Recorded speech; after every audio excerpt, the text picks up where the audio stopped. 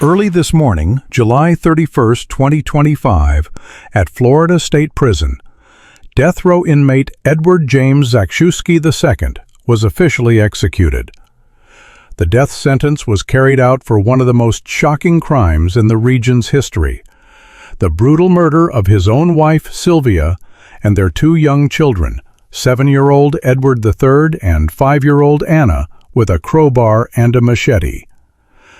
From an Air Force sergeant trained to protect the nation, Zakrzewski became a symbol of the most cruel betrayal. After nearly 3 decades on death row, just hours from facing the lethal injection, would he utter a final word of remorse, or would he take the cold silence that has enveloped him for years to his grave?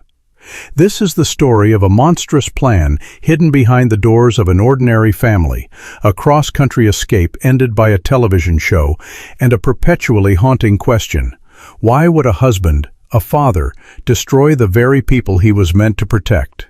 The following content contains elements of real-life violence and crime. Viewer discretion is advised.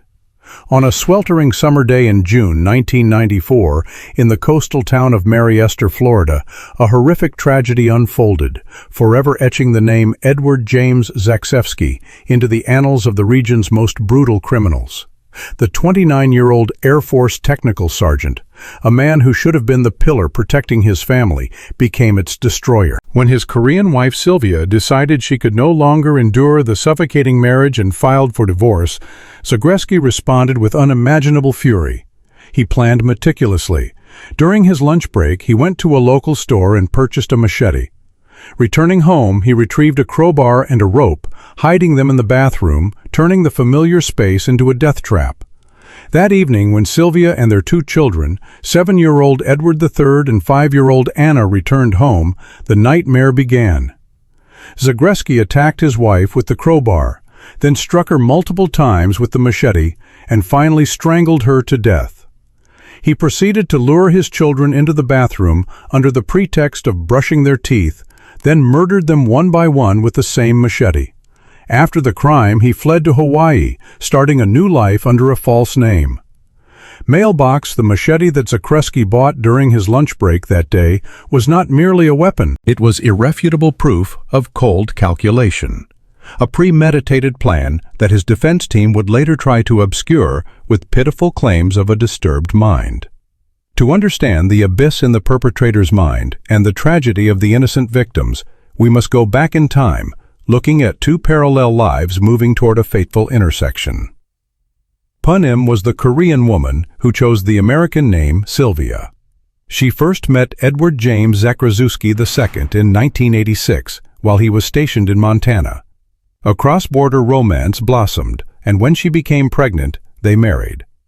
Sylvia's American dream began there. She followed her husband to various military bases, from 3 years in South Korea to finally settling in Mariester, Florida. But life was not a dream. Court documents would later reveal that Sylvia had faced discrimination in her native South Korea for marrying an American and having mixed-race children. When she moved to the United States, her relationship with her husband also became increasingly strained. She felt lonely and suffocated. Sylvia, in the final days of her life, was no longer seeking happiness for herself, but an escape for her children. She planned to divorce, gain custody, and take them back to South Korea, where she hoped to start over, far from the husband she found increasingly alien and frightening. It was a brave decision by a mother who only wanted to protect her children. On the other side of the timeline was Technical Sergeant Edward Zakrzewski, a serviceman with a stable career, a man originally from Kalamazoo, Michigan, serving at the prestigious Eglin Air Force Base. Outwardly, he was the image of a model husband and father in the military community, disciplined, responsible, with a beautiful family, a foreign wife, and 2 lovely children. But beneath that veneer was another person, a man obsessed with control. His house, his family, was his domain. Everything had to be in his order. And then, on that fateful day of June 9, 1994, that order was shattered by a phone call. His 7-year-old son, Edward III, also known as Kim, innocently informed his father of his mother's plan. The child's words ignited a firestorm of destruction. For Zakrzewski, divorce was not the end of a marriage. It was an act of betrayal, a challenge to his absolute authority. He would not lose control. He would not let his wife and children leave. If he couldn't have them, no one could. But there was a deep-seated fear in Zakrzewski's mind about his children returning to Korea, a fear he would later twist into a grotesque, distorted excuse for his actions. What was it? Unpredictable many violent criminals, Edward Zakrzewski did not have a long rap sheet before committing the massacre. His criminal escalation did not unfold over years but was concentrated into a few hours. However, upon closer analysis, the warning signs of a toxic psychology had long been present. The strained marriage, as described in court documents, was not just about common disagreements. It indicated a family environment lacking respect and filled with pressure, an environment where Zakrzewski's control was absolute. According to criminal psychologists, family annihilators are often not crazed psychopaths. They are usually seemingly normal men who harbor a deeply wounded ego and an absolute need for control. For them, the family members are not independent individuals with their own love and hopes, but extensions of themselves, their property. When the wife decides to file for divorce, that act is seen as an unforgivable humiliation, a dispossession of property. In Zakrzewski's distorted mind, losing his family meant losing himself. So instead of facing the loss, he chose to destroy everything. June 9, 1994, is a classic example of cold-blooded premeditation. It was not an act of impulse. Look at the timeline of the escalation. First, receiving the news by phone, the flame of rage is kindled. Next is the decision to act, leaving his workplace. Then comes the preparation phase, buying the weapon, a machete. Finally staging the scene, hiding the weapons in the bathroom, waiting for the right moment. Every step shows a clear plan. There are 5 warning signs of domestic violence that could lead to tragedy that everyone should recognize. Excessive control over finances, social life, and personal decisions. Pathological jealousy and unfounded accusations. Isolation of the victim from friends and family. Threats of violence against the victim, children, or oneself when faced with the possibility of being left. Possession of weapons combined with threats. For the Zakrzewski family, these red flags were likely present, but were obscured by the wall of silence of a military family. To reconstruct the horror of that night, we must look at it from multiple perspectives. From Sylvia's perspective, it was the day of impending liberation. She had made the most difficult decision of her life. When she returned home that evening, she was likely thinking about the future, about a new life in South Korea for her children. She could not have known that the husband she was about to leave had turned their home into an execution ground. The attack was sudden and brutal. Forensic evidence showed she endured horrific blows from a crowbar, slashes from a machete, and even with a fractured skull, she was still alive when he strangled her with a rope. Those were the final, agonizing and desperate moments of a mother. From the children's perspective, Kim and Anna, it was an incomprehensible betrayal. They came home, probably expecting a normal evening, but the father they trusted called them into a deadly trap. "Kim, go brush your teeth," he might have said. The 7-year-old boy obediently complied, only to be met with his own father's machete. Autopsy results showed that both children had defensive wounds on their hands and arms. They tried to fight back, instinctively trying to cling to life.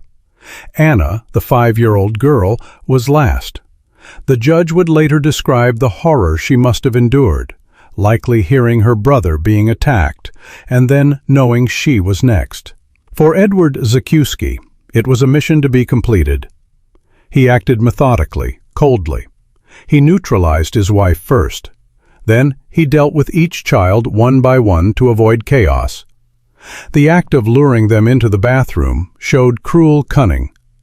After killing his children, he even returned to further mutilate his wife's body to make sure she was dead. There was no remorse, no hesitation, only the execution of a destructive plan.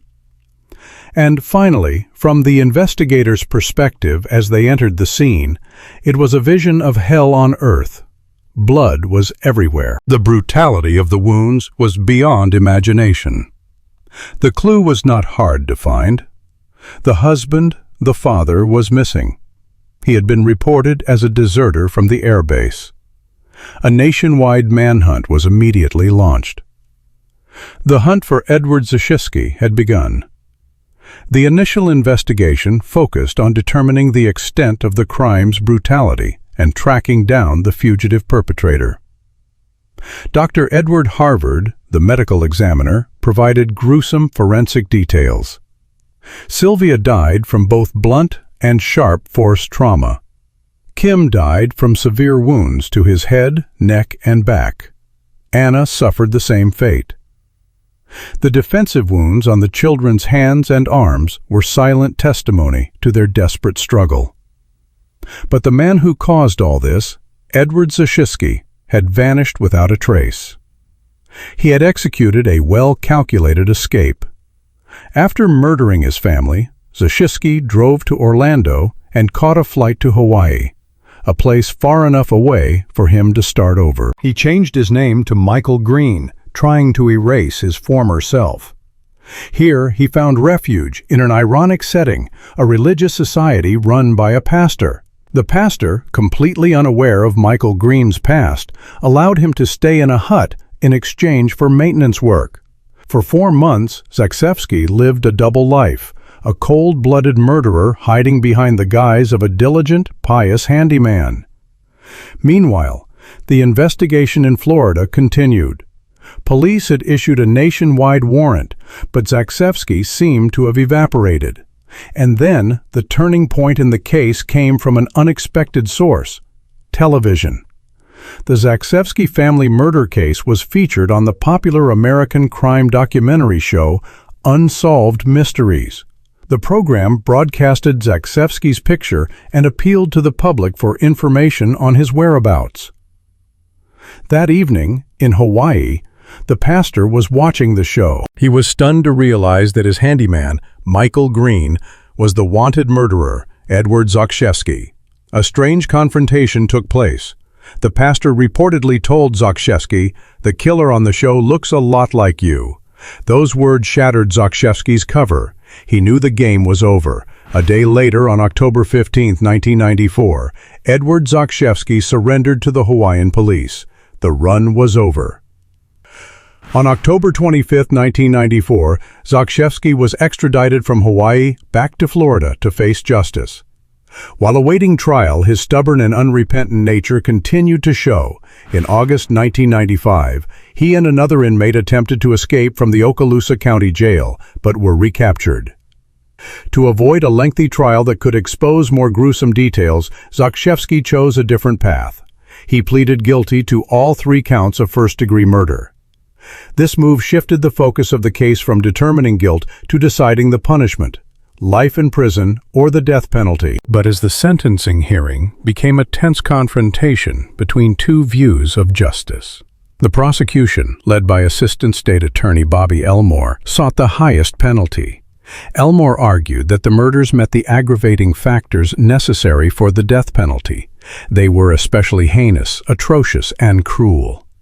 He repainted the horrific picture of what happened, emphasizing the physical and mental anguish the victims suffered, especially little Anna, who had to die in terror after witnessing what happened to her brother. Elmore dismissed any argument of remorse or mental illness, asserting that Zakrzewski's actions were the result of pure calculation and evil. The defense, led by attorney Elton Killam, tried to construct a different narrative. Killam argued that Zakrzewski had acted under extreme mental and emotional distress. He blamed the victim, Sylvia, claiming she was unfaithful, gambled, and threatened to take the children away. This was the most controversial part of the defense. Killam claimed that Zakrzewski acted out of misguided mercy. He feared his children would have to grow up in Korea as half-breed outcasts. Therefore, in his distorted mind, he believed killing them was a humane act to end their future suffering. Killam insisted that Zakrzewski wanted the deaths to be instantaneous and painless, a blatant lie in the face of forensic evidence of a prolonged and savage attack. On March 31, 1996, the jury delivered their recommendation. By a 7-5 vote, they recommended the death penalty for the murders of Sylvia and Kim. However, for Anna's death, the vote was 6-6, leading to an automatic recommendation of a life sentence. But the final decision rested with Judge G. Robert Barron, and he did not hesitate. On April 19, 1996, Judge Barron overrode the jury's recommendation for Anna's murder, sentencing Edward Zakrzewski to 3 death sentences. In his sentencing order, Judge Barron explained his reasoning, emphasizing the unimaginable terror Anna must have endured. He concluded with a powerful statement: "This court cannot imagine a more cruel and atrocious manner of death. Justice had been decided." Today is July 31, 2025. The final 24 hours of Edward James Zakrzewski II are passing in a special confinement area at Florida State Prison. The procedures are carried out strictly. He was given the right to make his last calls, to say goodbye to anyone who still cared. His mood, according to the guards, remained unchanged, cold, distant, a terrifying calmness that had enveloped him for nearly 3 decades in prison. Not a single tear, not a word of remorse. Glenn information has been released about Edward Zakrzewski's last meal. Perhaps he refused it, or perhaps he chose a simple meal. Like many other secrets in his mind, this final choice, if any, remains an enigma. It is not as important as what he did, but the silence surrounding it adds to the sense of a completely closed-off human being, not allowing the outside world to see anything inside, right up to the very end. At 6 p.m., when he is led into the execution chamber, when asked for his last words, the world will seem to hold its breath. Will there be a belated apology for Sylvia, Kim, and Anna? An explanation, however twisted, for his actions? Or will it be just the cold silence that has defined his incarcerated life for the past 29 years? It will be the final moment for him to show a shred of remaining humanity, or to reaffirm once more his irredeemable evil. The lethal injection process will be quick and methodical, a grim contrast to the chaotic and painful death he inflicted on his family. At approximately 6 p.m. on July 31, 2025, Edward James Zakrzewski II will be pronounced dead.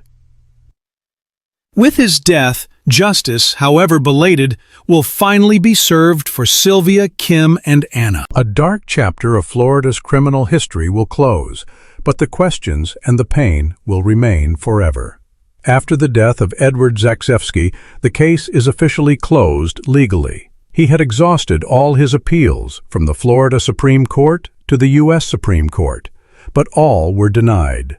The death sentences were upheld, affirming the severity of the crime. The Zakrzewski family murder is still considered one of the worst crimes ever to occur in Okaloosa County. Sadly, it is not unique. Just 4 years later, in 1998, Gulf War veteran Jeffrey Hutchinson also shot his girlfriend and her 3 children in the same county, and he was also executed in May 2025. These cases have left a deep scar on the community.